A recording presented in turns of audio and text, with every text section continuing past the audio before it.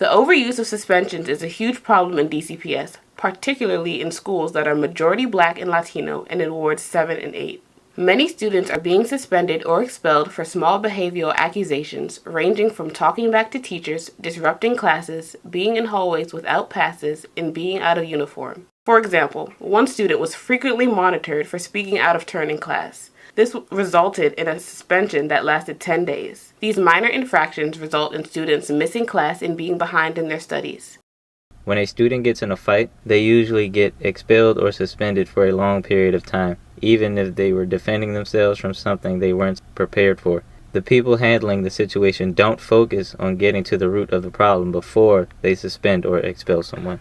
There are also some situations where students are suspended for things that they didn't do. These students do not have a chance to defend or explain themselves. This displays the lack of community in our school systems. These situations warrant alternative actions that could help build school communities rather than pushing students away from education.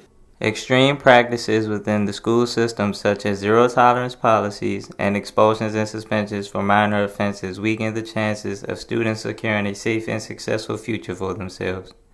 Teachers and faculty are giving students punishment that do not match the level of the offense. This pushes students further away from school, into the streets, and eventually into jail. The repeat and suspensions and expulsions only take students out of the classroom, leaving them behind in their work. This also aggravates them, eventually pushing them out of the schools completely. To decrease the violence, suspension, and expulsion rate, we need to implement restorative justice in DC public schools. These programs provide alternative options to help reduce the need for unjust punishments, suspensions, and expulsions by building a community within schools. These programs use tactics such as peer mediation, morning meetings, and peer juries to give students a chance to speak about their problems in comfortable settings. Restorative justice gives students a suitable punishment for their actions while building strong relationships and positive environments.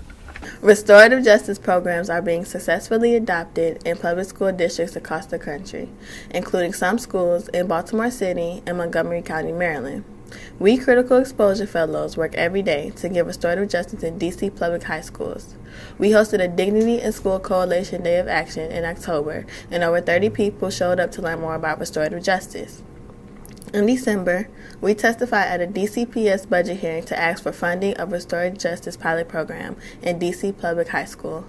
We shadowed the E.L. Haynes Restorative Justice Program and conducted interviews with participants of the program. In January 2014, we developed a presentation for a pilot restorative justice program. We were able to meet with DC Public School Chancellor Kaya Henderson and Timba Mastamini to discuss the implementation of these programs. We were told that restorative justice would be put in middle schools in the year 2014 through 2015 and a pilot program in a high school in the year 2015 through 2016. This will happen in efforts to expand restorative justice programs to all DCPS by the year 2016 to 2017. To help these pilot programs get started, contact Kaya Henderson and let her know you support restorative justice.